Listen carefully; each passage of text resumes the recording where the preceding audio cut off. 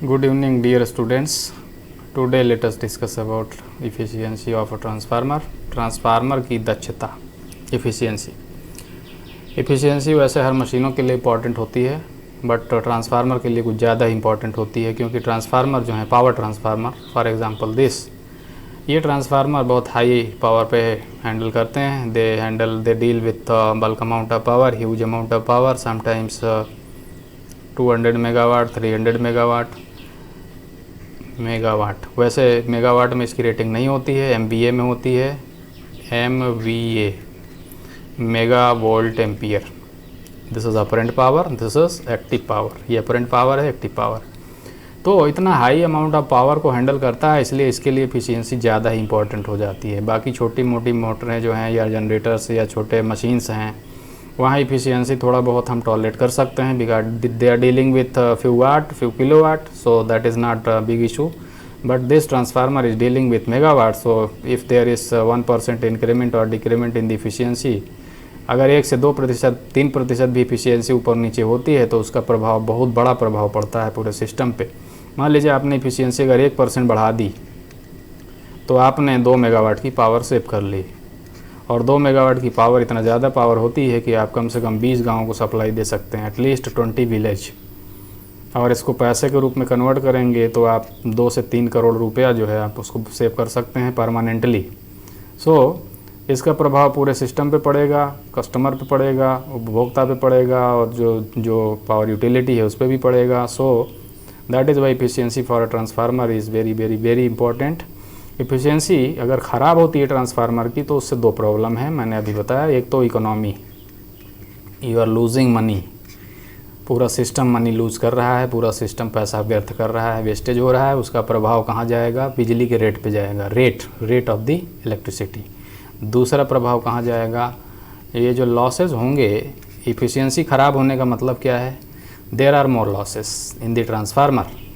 Losses होंगे तो क्या होगा? लॉसेस को निकालना, डिसिपेट करना, क्योंकि लॉसेज होंगे तो टेम्परेचर राइज होगा, टेम्परेचर राइज होगा तो उसको डिसिपेट करना, एक नया समस्या पैदा होगा, नई प्रॉब्लम.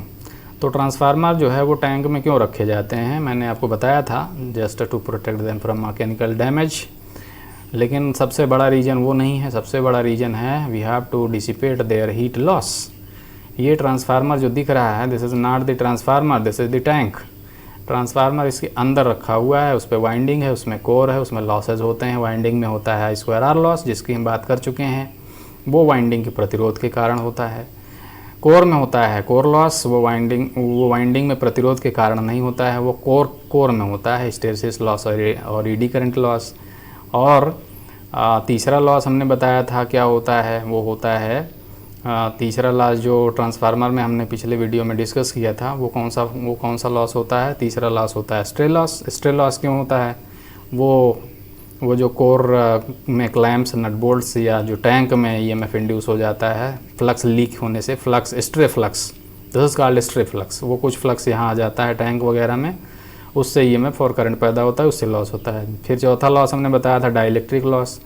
वो लॉस कहाँ होता है? वो ट्रांसफार्मर आयल में मेनली होता है, उसके वीकनेस से, और इंसुलेशन वगैरह में होता है. तो लॉसेज जो होते हैं उनसे हीट जनरेट होता है. तो हीट जनरेट होने से क्या होता है? नई प्रॉब्लम पैदा होती है. We have to dissipate heat को हमको निकालना पड़ता है. तो देखिए क्या है, ये पंखे क्यों लगे हुए हैं? Why these fans are provided here. We have provided these fans just to maintain the temperature of transformer oil. ये हीट एक्सचेंजर है, इसको हीट एक्सचेंजर बोलते हैं. क्या कर रहा है ये? पंप से देखिए, यहाँ से क्या है? ऑयल पंप होगा पाइप से, हीट एक्सचेंजर में जाएगा, हीट एक्सचेंजर उसको ठंडा करेगा, उसके बाद फिर वो ऑयल अंदर जाएगा टैंक में. टैंक में जा कर के क्या करेगा? वो ट्रांसफार्मर के हीट को फिर से हीट लेगा वहाँ से, और वो फिर आएगा गर्म तेल इधर से, ठंडा होगा. यहाँ पे पूरा कूलिंग सिस्टम लगा हुआ है, इसको हीट एक्सचेंजर बोलते हैं. ठंडा पानी होगा, वहाँ से वो टेम्परेचर रिड्यूस करेगा. फैन जो है, उस फैन से बाहर जो है उसका जो हीट होगा फेंकता रहेगा. तो ये जो है कूलिंग सिस्टम में हम कई लाख रुपया, कई बार करोड़ रुपया खर्च कर देते हैं just in the cooling system. ये एक नई प्रॉब्लम है. दूसरा, ट्रांसफार्मर आपका हेल्दी भी है, suppose but in case your cooling system fails, cooling system fail हो गया, प्रॉपर काम नहीं कर रहा है, या उसके फंक्शनिंग में कुछ प्रॉब्लम आ गई, या कोई फ़ैन बंद हो गया, या कोई पंप बंद हो गया, तो भी टेम्परेचर राइज होगा। तो आपका ट्रांसफार्मर सब कुछ नॉर्मल है, पूरा सिस्टम नॉर्मल है, फिर भी ट्रांसफार्मर को बंद करना पड़ेगा। You have to stop, you have to disconnect this transformer. वैसे मैनुअल नहीं होता है, आपको करना कुछ नहीं होता है, इसमें सब ऑटोमेटिक व्यवस्थाएँ होती हैं। There are sensors, there are temperature detectors, they detect the temperature, and if temperature goes beyond a certain limit, then they send signal to the relays and circuit breakers. They operate automatically and they disconnect the transformer. अगर temperature एक निश्चित सीमा से बाहर गया तो signal automatic जाएगा circuit breaker और जो रिलेज होंगे वहाँ, और वो ऑपरेट करेंगे और ये ट्रांसफार्मर को जलने से बचा लेंगे, क्योंकि ये ट्रांसफार्मर कई करोड़ों का होता है। तो हम चाहते हैं पावर भले कट हो जाए लेकिन ट्रांसफार्मर ना जले, उसको प्रोटेक्ट करना है, वी हैव टू प्रोटेक्ट। सो इसलिए एफिशिएंसी बहुत बहुत बहुत इंपॉर्टेंट है ट्रांसफार्मर के लिए। That is why efficiency is very very very important for the transformer. तो एफिशिएंसी कैसे निकालते हैं, how to find the efficiency. Efficiency का एक जनरल फार्मूला होता है, कोई भी मशीन हो, एनी मशीन, वो होता है output upon input. But electrical machine है तो आउटपुट इलेक्ट्रिकल पावर अपान इनपुट इलेक्ट्रिकल पावर। ये फार्मूला मशीनों के लिए जनरल फार्मूला होता है, लेकिन ट्रांसफार्मर में इस फार्मूले का उपयोग जनरली हम नहीं करते हैं। We don't apply this formula in case of transformer. उसका रीज़न है, देयर इज़ अ रीज़न। क्या रीज़न है देखिए, हम अभी आपको थोड़ी देर पहले बता चुके हैं कि ट्रांसफार्मर जो है इसकी एफिशिएंसी बहुत हाई होती है। हम पिछले वीडियोस में भी कई बार डिस्कस कर चुके हैं ये बात। Efficiency of transformer ranges between 95% to 99.5%। Kindly remember, जितना बड़ा ट्रांसफार्मर होगा उसकी एफिशिएंसी उतना ही ऊंचा रखते हैं हम। थोड़ा सा छोटा ट्रांसफार्मर है तो हम टॉलरेट कर देंगे, लेकिन ट्रांसफार्मर अगर बहुत बड़ा है तो हम पैसा बहुत खर्च हो जाए, कितना भी खर्च हो जाए, we invest so much just to increase efficiency. क्योंकि ये ट्रांसफार्मर इतनी हैवी पावर को डील कर रहा है कि अगर हमने जितना पैसा खर्च किया है, अगर इफ़िशियंसी थोड़ा सा बढ़ा दी तो ये पूरे लाइफ हमारा पैसा सेव करेगा। इसलिए हम इफ़िशियंसी बहुत हाई रखते हैं, तो पूरा दिमाग, पूरा एनर्जी, पूरा पैसा लगा देते हैं इफ़िशियंसी बढ़ाने में। And power transformers, those who operate on 200-300 megawatt, their efficiency sometimes 99.5%। So high efficiency. Efficiency ज़्यादा होने का कारण क्या होता है, हमने आपको बताया था। पहला कारण है इसमें कोई मूविंग पार्ट नहीं होता है, तो इसमें कोई मैकेनिकल लॉस नहीं है। There is no mechanical loss, कोई मूविंग पार्ट नहीं है ट्रांसफार्मर में। देखिए, there is no moving part. जबकि जनरेटर और मोटर में मूव करता है, रोटर मूव करता है, तो वहाँ लॉस होता है, मैकेनिकल लॉस होता है। कहाँ होता है, बियरिंग में होता है, और विंडेज लॉस होता है। विंडेज, रोटर घूमता है तो विंड का जो फ्रिक्शन होता है उससे लॉस होता है, उसको विंडेज लॉस बोलते हैं। बियरिंग में भी फ्रिक्शन की वजह से लॉस होता है। दूसरा, यहाँ पे there is no air gap, air gap नहीं होता है यहाँ पे। देखिए, यहाँ पे प्राइमरी और सेकेंडरी के बीच में कोई एयर गैप है, no.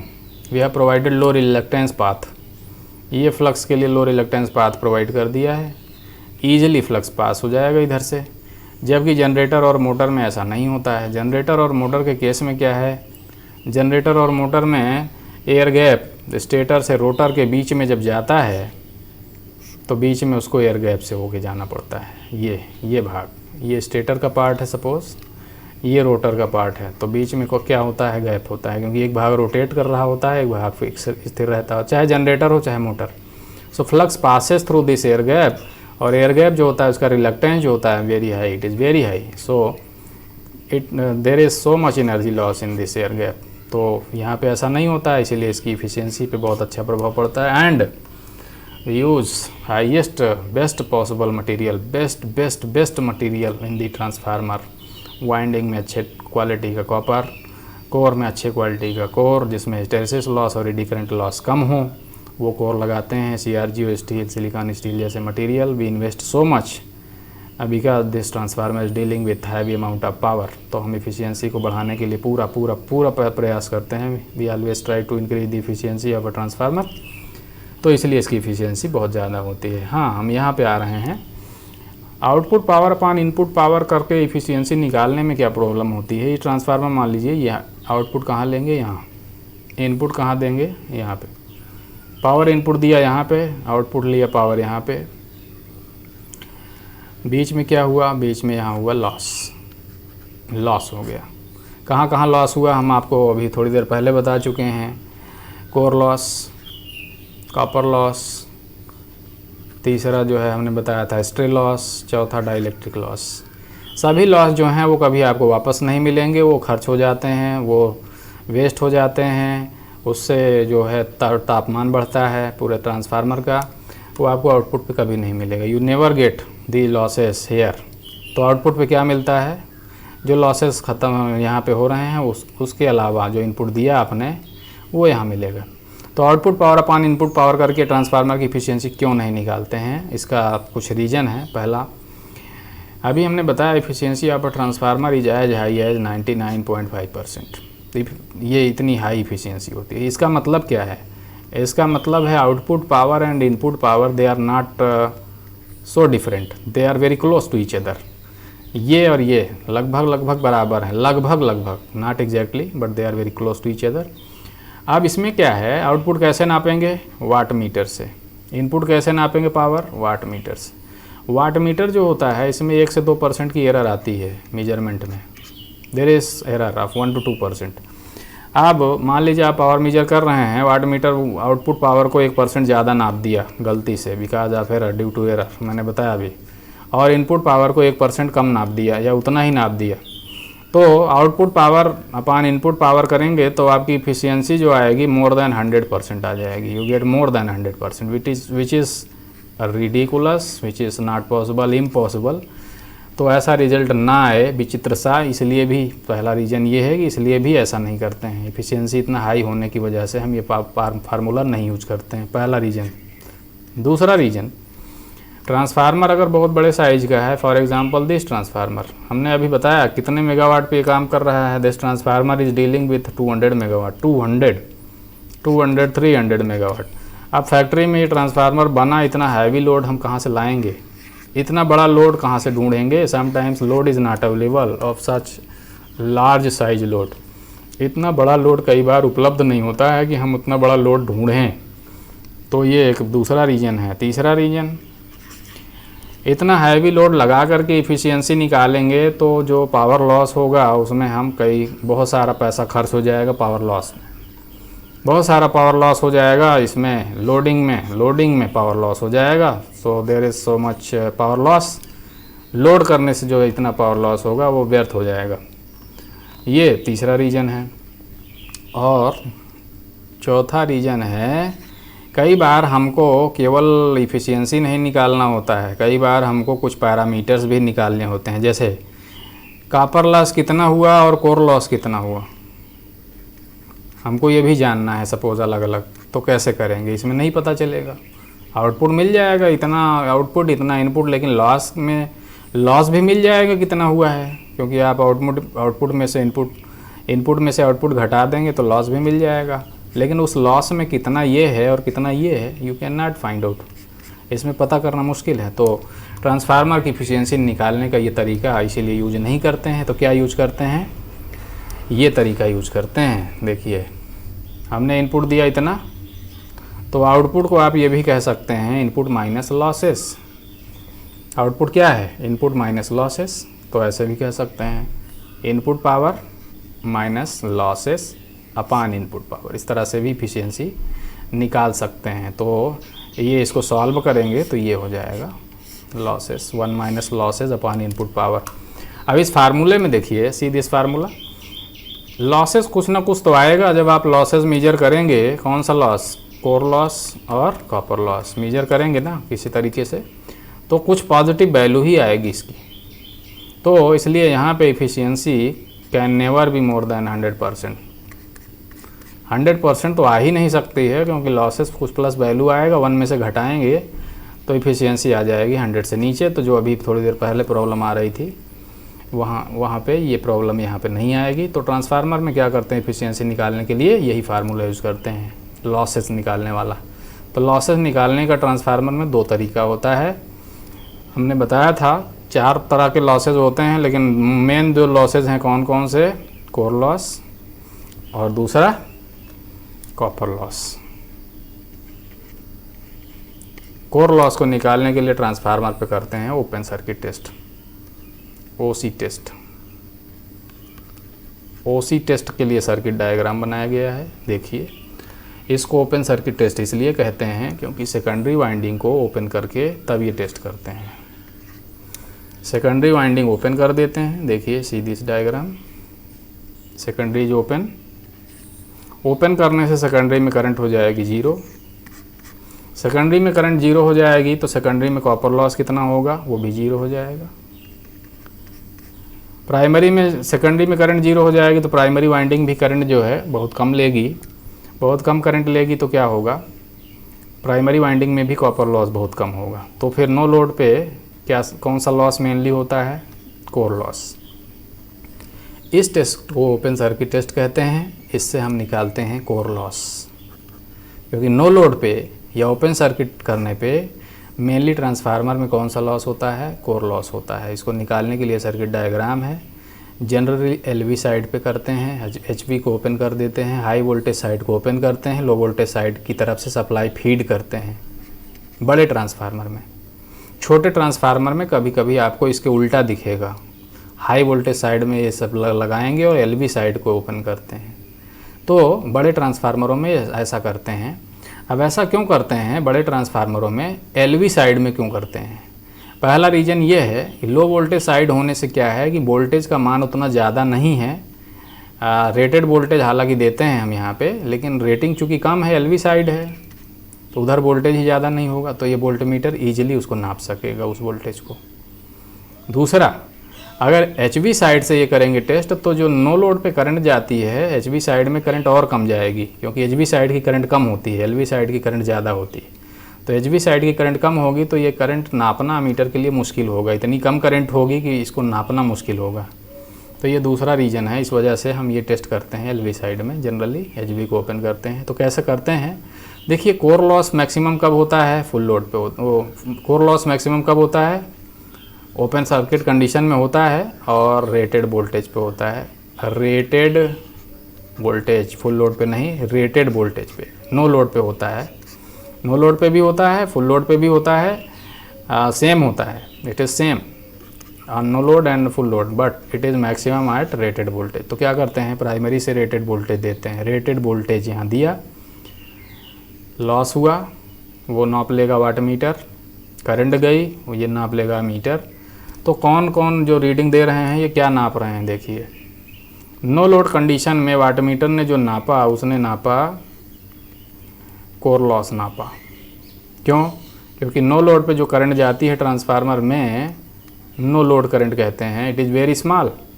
No load current is not more than 2 to 10% of full load current. Full load current की तुलना में 2 से 10% से ज़्यादा नहीं होती है, जनरली इट इज़ 5%। तो करंट का मान फुल लोड करंट की तुलना में 5% से ज़्यादा करंट ये नहीं होती है नो लोड पे। तो करंट इतना कम है तो इसलिए कॉपर लॉस सेकेंडरी में तो होगा ही नहीं, क्योंकि करंट ही नहीं है। तो प्राइमरी में थोड़ा सा कॉपर लॉस होगा, करंट बहुत कम है तो बहुत कम होगा। तो मेनली कौन सा लॉस होगा, कोर लॉस। तो वाट मीटर ने क्या रीड किया, जो भी रीड किया वो कोर लॉस है मेनली। थोड़ा सा कॉपर लॉस है but it is negligible compare to core loss. Core loss की तुलना में कॉपर लॉस बहुत कम है, इसलिए उसको नेगलेक्ट कर देंगे। और करंट कितनी जा रही है, नो लोड करंट। वोल्टेज दिया है V1, वोल्ट मीटर ने नाप लिया है। अब ये टेस्ट करने से केवल लॉस ही नहीं मिलेगा, ये टेस्ट करने से आपको एक चीज़ और मिल जाएगा, जैसे कि ये नो लोड करंट के मैंने बताया था ये 2 कंपोनेंट होते हैं, one is IW and second is IM। Magnetizing current कितनी है, वर्किंग करंट कितनी है, ये निकाल सकते हैं आप यहाँ से। कैसे, देखिए कैसे निकाल सकते हैं, देखिए ऐसे निकाल सकते हैं। P = VI cos phi होता है इस स्पेसिफिक केस में। P = V1, I का मान I0, ये है no load power factor cos phi 0, ये हो गया। अब यहाँ से cos phi 0 निकाल लीजिए फार्मूले से। cos phi 0 कितना हो जाएगा, P/V1 × I0, ये हो जाएगा cos phi 0, no load power factor angle. ये cos phi 0 मिल गया, वाटमीटर की रीडिंग अपान वोल्टमीटर अमीटर की रीडिंग ये। तो इस तरह से नो लोड पे पावर फैक्टर मिल गया। cos phi 0 अगर आपको मिल गया तो ये नो लोड करंट के जो दो घटक होते हैं IW, हमने बताया था पिछले वीडियो में, किसी वीडियो में, ये होता है I0 cos phi 0 and IM magnetizing का करंट जो होती है I0 sin phi 0। इस प्रकार से आपने नो लोड टेस्ट करके या ओपन सर्किट टेस्ट करके ना केवल कोर लॉस निकाला है, आपने नो लोड पे पावर फैक्टर भी निकाल लिया है, नो लोड पे जो वर्किंग करंट है, मैग्नेटाइजिंग करंट है, नो लोड करंट है, सब निकाल लिया है। तो इसलिए ओपन सर्किट टेस्ट से आपको केवल कोर लॉस नहीं मिला, ये सब भी मिल गए, जबकि आउटपुट अपान इनपुट वाला फार्मूला में ये सब नहीं मिलता है। देखिए शॉर्ट सर्किट टेस्ट किया, इसमें क्या करते हैं, सेकेंडरी वाइंडिंग को शॉर्ट सर्किट कर देते हैं। शॉर्ट सर्किट करने से क्या होता है, सेकेंडरी वाइंडिंग में खूब करंट बहती है। हम यहाँ रेटेड करंट बहाएंगे, क्योंकि कॉपर लॉस कब निकालना है, रेटेड करंट पे या फुल करंट पे, इसको बोलते हैं this is called full current या रेटेड करंट, उस पर निकालते हैं। तो सेकेंडरी में रेटेड करंट बहाएंगे तो प्राइमरी में भी रेटेड करंट बहेगी। तो शॉर्ट सर्किट करने से क्या होता है, सेकेंडरी वाइंडिंग में कोई लोड अगर जो है अगर नहीं लगाना है, चाहते हैं आप करंट फुल बहाना, तो शॉर्ट सर्किट कर दीजिए, क्योंकि शॉर्ट सर्किट जो है सबसे बड़ा लोड है, बिगेस्ट लोड, और ओपन सर्किट जो है सबसे छोटा लोड है। दुनिया का सबसे छोटा लोड ओपन सर्किट, दुनिया का सबसे बड़ा लोड शॉर्ट सर्किट। याद रखिएगा, kindly remember, for any generator, any motor, any transformer, any electric machine, short circuit is the biggest load. इससे बड़ा कोई लोड उस पर हो ही नहीं सकता है। कितना भी मेगावाट लगा दीजिए उस पर लोड, वो कम ही रहेगा शॉर्ट सर्किट से, क्योंकि short circuit is the biggest load. तो इसको अफोर्ड कोई नहीं कर पाता है। कोई भी मशीन, कितना भी बड़ी मशीन हो, they can not afford this short circuit because this is the biggest load. अब देखिए इसमें क्या करते हैं, LV साइड में शॉर्ट सर्किट करते हैं, HV साइड में पूरा सप्लाई ये मेजर करने के लिए अमीटर, वोल्टमीटर, वाट मीटर सब लगाते हैं। तो क्या करते हैं, यहाँ पे इस बार रेटेड करंट फ्लो कराएंगे, सेकेंडरी में भी और प्राइमरी में भी रेटेड करंट फ्लो कराएंगे। तो क्या कैसे ये टेस्ट करते हैं, HV साइड में करते हैं, LV को शॉर्ट करते हैं। HV साइड में क्यों करते हैं, HV साइड में इसलिए करते हैं कि शॉर्ट सर्किट करंट या रेटेड करंट फ्लो कराने के लिए हमको जो वोल्टेज यहाँ दे रहे हैं V1, ज़्यादा से ज़्यादा 10 से 15% रेटेड वोल्टेज का देना पड़ता है, ये नॉट मोर देन 10%। इतना वोल्टेज जैसे ऑटो ट्रांसफार्मर से बढ़ाते बढ़ाते जाएंगे, आप इसमें देखेंगे कि रेटेड करंट बहने लगेगी इतने कम वोल्टेज पे, बिकॉज शॉर्ट सर्किट हो किया है ना, इसीलिए इतना कम वोल्टेज पे ही रेटेड करंट फ्लो करने लगती है। तो अगर ये LV साइड होता तो इतना कम वोल्टेज होता कि ये वोल्टमीटर नाप ना पाता, इसको इतना स्मॉल वोल्टेज होता कि नाप ही ना पाता। इसलिए HV साइड है, ज़्यादा वोल्टेज है, इधर ज़्यादा वोल्टेज है, उसका 10% भी रहेगा तो भी ये वोल्टमीटर ईजिली नाप सकेगा। इसीलिए इसको जो है हम करते हैं इधर साइड में, इस साइड में हाई वोल्टेज साइड में। दूसरा, अमीटर में करंट भी उतना ज़्यादा नहीं होती है, कम रेंज का अमीटर से काम चल जाता है। लो वोल्टेज साइड में करंट ज़्यादा होती है, हाई वोल्टेज साइड में करंट कम होती है, इसलिए इधर से करते हैं। अब क्या करेंगे, रेटेड करंट फ्लो कराएंगे 10 से 15%। जैसे ही वोल्टेज आप ऑटो ट्रांसफार्मर से अप्लाई करेंगे, रेटेड करंट फ्लो करने लगेगा ट्रांसफार्मर में। अब क्या होगा, अब आप मेजर कर लीजिए ये करंट, ये वाटमीटर की रीडिंग और ये वोल्टेज। तो यहाँ पे क्या निकल जाएगा, वाटमीटर ने इस समय जो रीड किया वो क्या मेजर किया, कॉपर लॉस। क्योंकि कोर लॉस तो अभी भी हो रहा है, बट कॉपर लॉस जो होता है लोडेड, फुल लोड कंडीशन में, मैंने बताया था आपको, when transformer is full loaded,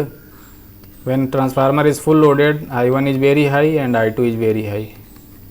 दोनों बहुत ज़्यादा हैं, तो इनके वजह से जो लॉस होता है कॉपर लॉस, I1 स्क्वायर R1 एंड I2 स्क्वायर R2, they are so high. तो इसकी तुलना में जो कोर लॉस है बहुत कम है। अभी इस समय कौन से लॉस हो रहे हैं, कोर लॉस भी हो रहा है, कॉपर लॉस भी हो रहा है, PCU कॉपर लॉस भी हो रहा है, but this loss is so high, this is negligible,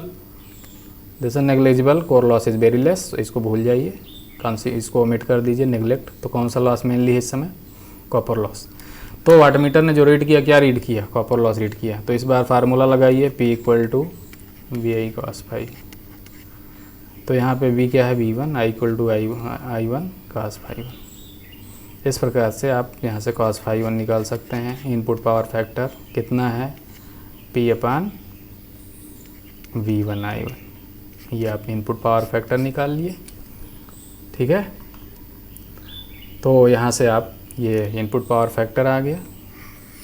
आप चाहें तो यहाँ से equivalent resistance refer to primary निकाल सकते हैं। आप चाहें तो equivalent impedance refer to primary निकाल सकते हैं, क्योंकि R equal to V square upon P होता है।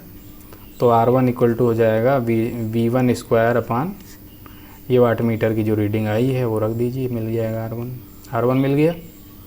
और Z1 कैसे मिल जाएगा, V1 अपान I1, Z1 मिल गया। तो X01 भी निकाल सकते हैं। Equivalent reactance refer to primary कैसे, under root Z01 square minus R01 square. तो ये टेस्ट करने से केवल आपको लॉसेज नहीं मिले, रेजिस्टेंस भी मिल गया, इक्विवेलेंट इम्पीडेंस भी मिल गया, इक्विवेलेंट रिएक्टेंस भी मिल गया, टोटल रिएक्टेंस भी मिल गया, टोटल इम्पीडेंस भी मिल गया। तो ये शॉर्ट सर्किट टेस्ट से कॉपर लॉस भी निकाल लेते हैं और ये सब निकाल लेते हैं। तो हम लॉसेज निकाल लिए, तो ये इफ़िशियंसी का फार्मूला लगाते हैं। This is better formula, output power upon input power.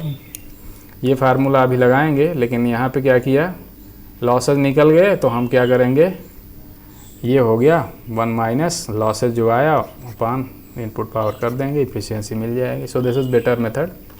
यही मेथड यूज़ करते हैं ट्रांसफार्मर की इफ़िशियंसी निकालने का। अब इफ़िशियंसी के लिए अब निकालने जा रहे हैं कि इफ़िशियंसी क्या हमेशा सेम होती है, whether efficiency is always same. Efficiency क्या हर लोड पे उतना ही होती है, फुल लोड पे भी और नो लोड पे भी, कम लोड पे भी ज़्यादा लोड पे भी नहीं, ऐसा नहीं है। तो उसके लिए हम निकालने जा रहे हैं condition for maximum efficiency. What is the condition for maximum efficiency. तो कंडीशन देखिए, ये इफ़िशियंसी का फार्मूला है आउटपुट पावर अपान इनपुट पावर। तो ये क्या है, आउटपुट पावर अपान इनपुट पावर को लिख सकते हैं output power plus losses. Output power plus losses का मतलब इनपुट पावर। तो इसको ऐसे लिख सकते हैं, लॉसेज कौन कौन से हैं, आउटपुट पावर बस सेम अपान आउटपुट पावर प्लस लॉसेज क्या है, आयरन लॉस और कॉपर लॉस, यही दो लॉसेज होते हैं। आयरन लॉस को कांस्टेंट लॉस बोलते हैं, this is constant. Copper loss कितना होता है, ये होता है प्राइमरी वाइंडिंग में लॉस प्लस सेकेंडरी वाइंडिंग में लॉस, ये कॉपर लॉस होता है टोटल। तो पीसी की जगह पे ये रख सकते हैं, पीसी मतलब कॉपर लॉस, पीआई मतलब आयरन लॉस। हमने पीसी वर्ड यूज़ किया है ऊपर कोर लॉस के लिए, पीसीयू यूज़ किया है कॉपर लॉस के लिए, बट उससे फ़र्क नहीं पड़ता है। यहाँ पे कोर लॉस नहीं है, ये कॉपर लॉस है, ध्यान दीजिएगा। यहाँ पे आयरन लॉस है। ये फार्मूला हो गया। आउटपुट पावर कितना हो जाएगी लोड में, आउटपुट पावर कितना हो जाएगी लोड में, देखिए यहाँ पे आप लोड लगाएंगे, तो लोड लगाएंगे तो क्या होगा, लोड के टर्मिनल पे कुछ वोल्टेज होगा, लोड के टर्मिनल पे कुछ वोल्टेज होगा, लोड में कुछ करंट जाएगी, और ये cos phi 2 क्या है, लोड का कुछ पावर फैक्टर एंगल होगा। लोड में कुछ वोल्टेज होगा, लोड के क्रॉस टर्मिनल पे, लोड में कुछ करंट जाएगी, और लोड का कुछ पावर फैक्टर होगा, जैसा भी पावर फैक्टर होगा उसके अकॉर्डिंग। तो ये आउटपुट पावर कितना ट्रांसफार्मर डिलीवर करेगा, V2I2 cos phi 2, V2I2 cos phi 2। ये V2I2 cos phi 2 क्या है, देखिए आपने इनपुट यहाँ से दिया और आउटपुट यहाँ लिया, लोड कहाँ लगाया आपने, लोड यहाँ लगाया। तो लोड में जो आउटपुट मिलेगा वो कितना मिलेगा, यहाँ पे करंट जा रही है I2, यहाँ पे टर्मिनल पे वोल्टेज कितना है, V2 है। तो लोड में जो आउटपुट मिलेगा V2 टर्मिनल पे वोल्टेज इंटू I2 लोड की करंट इंटू लोड का पावर फैक्टर कुछ होगा cos phi 2, ये इतना पावर आउटपुट मिलेगा। आउटपुट यहाँ पे लोड को जो मिलेगा यहाँ पे इतना। तो इफ़िशियंसी कितना हो जाएगी, output upon output plus iron loss plus copper loss. अब पिछले वीडियो में हमने बताया था, जब equivalent circuit referred to primary secondary बता रहे थे, ऊपर वाला भाग ऐसे ही है, V2I2 cos phi 2, V2I2 cos phi 2 plus PI iron loss. Copper loss को हमने बताया था ऐसे भी लिख सकते हैं, I1 स्क्वायर R01 अथवा नॉट एंड इट इज़ और I2 स्क्वायर R02, ये क्या है? आप इस तरह से भी टोटल कॉपर लॉस निकाल सकते हैं। Equivalent resistance referred to primary, उसमें I1 स्क्वायर से गुणा कर दें, अथवा इस तरह से equivalent resistance refer to secondary, उसमें I2 स्क्वायर से गुणा कर दें। तो हमने कॉपर लॉस के लिए ये कर दिया है I2 स्क्वायर R02। ये R02 क्या होता है ये आपको मैंने बताया था इक्विवेलेंट सर्किट के टाइम। R02 जो होता है वो होता है R2 plus K square R1, ये होता है R02। इसको क्या बोलते हैं? Equivalent resistance refer to secondary. तो टोटल कॉपर लॉस हमने सेकेंडरी साइड में भी निकाल सकते हैं डायरेक्ट, या total copper loss primary side में भी निकाल सकते हैं। तो यहाँ पे हमने ये रख दिया है। तो ये देखिए फार्मूला ये हो गया। अब इसमें अगर I2 से भाग दे दें तो यहाँ पे I2 कैंसिल हो जाएगा, ऊपर नीचे दोनों भाग दे दें तो ये बचेगा V2 cos phi2, यहाँ बचेगा V2 cos phi2 plus PI अपान I2। I2 से भाग दे दिया ऊपर नीचे, I2 R02। तो अगर ट्रांसफार्मर अच्छे से डिज़ाइंड है, if transformer is well designed, तो V2 जो होता है लगभग कांस्टेंट होता है। V2 is almost constant. और लोड के पावर फैक्टर में भी अगर लोड बहुत ज़्यादा वो नहीं है, लोड का नेचर अलग अलग नहीं कर रहे हैं, तो ये भी लगभग कांस्टेंट होता है। तो ये जो फार्मूला है एफिशिएंसी का, इसमें ऊपर वाला भाग this is constant, numerator is constant. तो एफिशिएंसी मैक्सिमम कब होगी वो निकाल रहे हैं। एफिशिएंसी कब मैक्सिमम होगी? क्या हमेशा मैक्सिमम होती है हर लोड पे, या लोड के कम ज़्यादा होने से एफिशिएंसी पे प्रभाव पड़ता है? तो उसके लिए हमने इसको क्या किया है, this efficiency is maximum when this term is minimum. इसको मिनिमम कर दें, मिनिमम। तो इसको मिनिमम करने के लिए इसको डिफरेंशिएट कर दिया I2 के सापेक्ष में। करंट को कम ज़्यादा करने से इस पर जो प्रभाव पड़ेगा उससे हम डिफरेंशिएट कर दिए, इसको अवकलन कर दें, डिफरेंशिएट कर दीजिए इसको और 0 कर दीजिए। तो ये फंक्शन मिनिमा की कंडीशन मिल जाएगी। This function is minimum, this formula is minimum when this condition is fulfilled. तो इसको डिफरेंशिएट करोगे आप तो ये कांस्टेंट है, दिस इज 0। इसको डिफरेंशिएट करोगे आप तो ये हो जाएगा PI अपान I2 स्क्वायर। इसको डिफरेंशिएट करेंगे आप तो ये हो जाएगा R02 इक्वल टू 0। इसको सॉल्व करेंगे तो ये हो जाएगा PI equal to PI minus PI plus this equal to 0। इसको और सॉल्व करेंगे तो ये हो जाएगा ये। यानी ट्रांसफार्मर की इफिशियंसी मैक्सिमम होती है तब जब आयरन लॉस और कॉपर लॉस बराबर होते हैं, when they are equal. When iron loss and copper loss they are equal, efficiency is maximum. तो ट्रांसफार्मर की इफिशियंसी फुल लोड पे नहीं होती है maximum, kindly remember. Half load पे भी मैक्सिमम नहीं होती है, काइंडली रिमेंबर। ये डिज़ाइन पे डिपेंड करता है कि ट्रांसफार्मर की डिज़ाइन कैसी की गई है।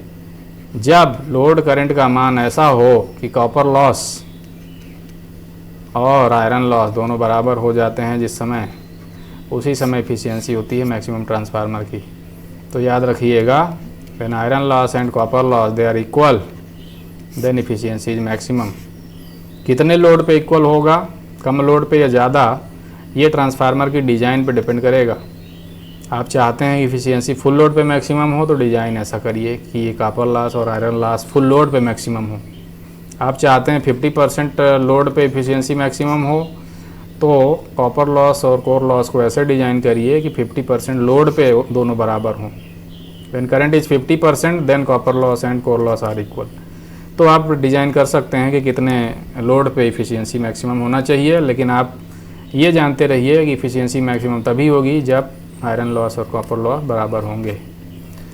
ये तो हो गई इफ़िशियंसी। इस इफ़िशियंसी को क्या बोलते हैं? इस इफ़िशियंसी को बोलते हैं नॉर्मल इफ़िशियंसी। इसको कॉमर्शियल इफ़िशियंसी बोलते हैं, कॉमर्शियल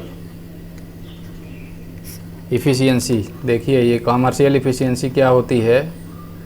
कॉमर्शियल इफ़िशियंसी होती है, इसको ऑर्डिनरी इफ़िशियंसी या कॉमर्शियल इफ़िशियंसी कहते हैं, जिसमें अभी हमने डिस्कस किया। उसको होता है आउटपुट पावर अपान इनपुट पावर।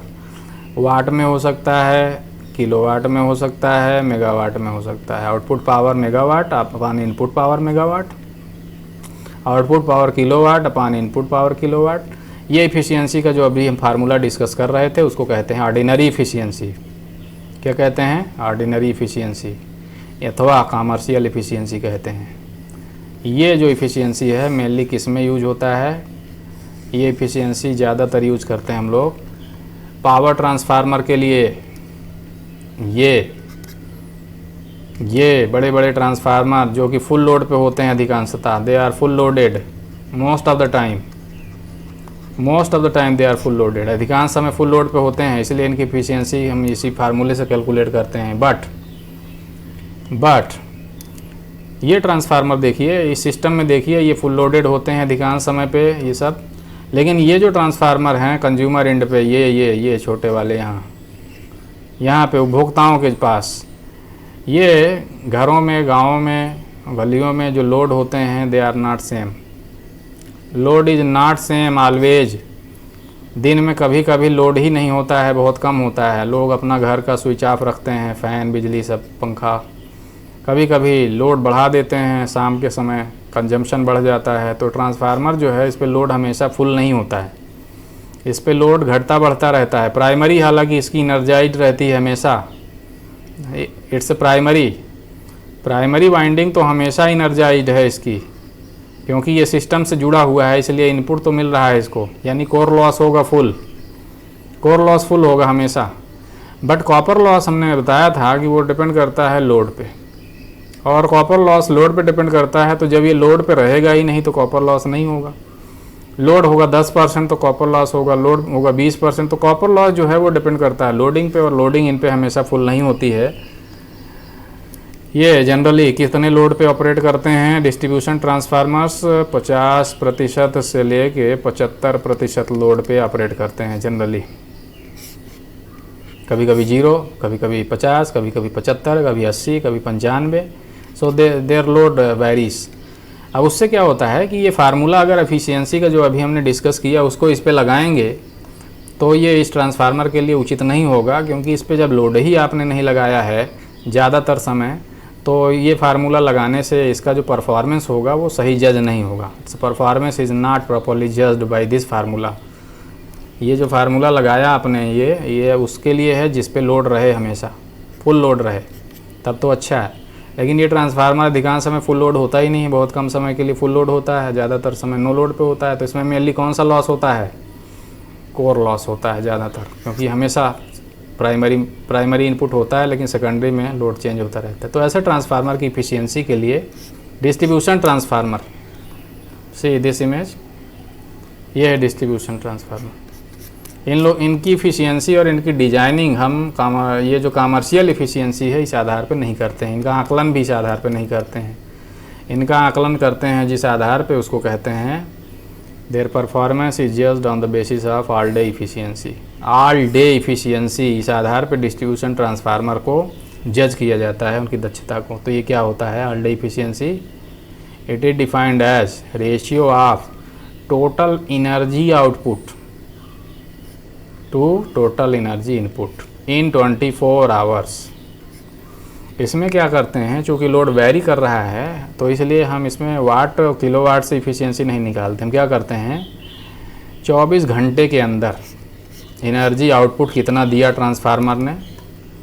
मान लीजिए ये ट्रांसफार्मर है, इसमें हम इनपुट करेंगे यहाँ से और इसमें आउटपुट निकालेंगे, आउटपुट के लिए टर्मिनल होगा।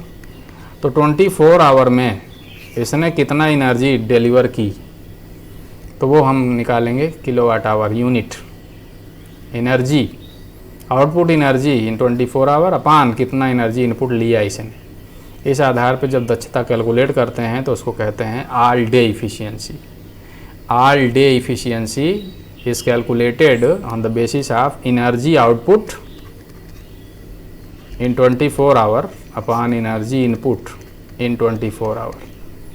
तो जो ट्रांसफार्मर होते हैं डिस्ट्रीब्यूशन ट्रांसफार्मर, उनकी इफिशियंसी ऑर्डिनरी या कमर्शियल इफिशियंसी से नहीं होती है। Their performance is not judged on the basis of commercial efficiency, their performance is judged on the basis of all day efficiency. क्योंकि एनर्जी आउटपुट कितना दिया और एनर्जी इनपुट कितना लिया, इस आधार पे इनका आकलन करते हैं और डिज़ाइन भी इस आधार पे करते हैं। They are designed on the basis of all day efficiency, not on the basis of commercial efficiency, because the transformers are not fully loaded always. हमेशा फुल लोडेड नहीं होते हैं, तो इनको हम कमर्शियल इफिशियंसी से नहीं हम डिज़ाइन करते हैं उस आधार पे, इनका डिज़ाइन करते हैं इस आधार पे ताकि कोर लॉस कम रहे, क्योंकि अधिकांश समय इनपुट मिलता रहता है तो कोर लॉस होता रहता है। इसलिए ट्रांसफार्मर डिज़ाइन किए जाते हैं कि 50 से 75% लोड के लिए ऑप्टिमाइज़ किए जाते हैं, और ये ऑप्टिमाइज़ किए जाते हैं कि आउटपुट एनर्जी ज़्यादा दें इनपुट एनर्जी लेकर के, उस आधार पे इनकी डिज़ाइन होती है। मेनली इनमें ध्यान दिया जाता है कि कोर लॉस कम रहे, क्योंकि इसमें ज़्यादातर कॉपर लॉस लोड ज़्यादा होता ही नहीं है, बहुत हैवी लोड होता नहीं है ज़्यादातर समय, इसलिए कॉपर लॉस की तुलना में कोर लॉस के लिए ऑप्टिमाइज़ करते हैं। ट्रांसफार्मर के लिए हमेशा इनपुट लेते हैं, इसलिए कोर लॉस हमेशा फुल होता है। तो इस इफ़िशियंसी को कहते हैं all day efficiency. All day efficiency को एनर्जी इफ़िशियंसी भी कहते हैं, energy efficiency, energy efficiency, all day efficiency और energy efficiency, they are used for the performance of distribution transformer. तो ये है efficiency. So this is called efficiency of a transformer. This is very important for a transformer. It should be as high as possible because they deal with huge amount of power. They deal with huge amount of power. This is called efficiency. All day efficiency मैंने बताया, इसको energy efficiency भी कहते हैं, इसको operational efficiency भी बोलते हैं, ऑपरेशनल एनर्जी इफ़िशियंसी, क्योंकि एनर्जी के आधार पर कैलकुलेट होता है, ना कि पावर के आधार पर। ऑल डे इफ़िशियंसी और ऑपरेशनल इफ़िशियंसी और energy efficiency, they are different names. So transformers are designed for their efficiency accordingly. Power transformers are optimised for commercial efficiency और नॉर्मल इफ़िशियंसी और ordinary efficiency, and distribution transformers are designed for all day efficiency or energy efficiency or operational efficiency. Thank you for watching this video. Thank you so much.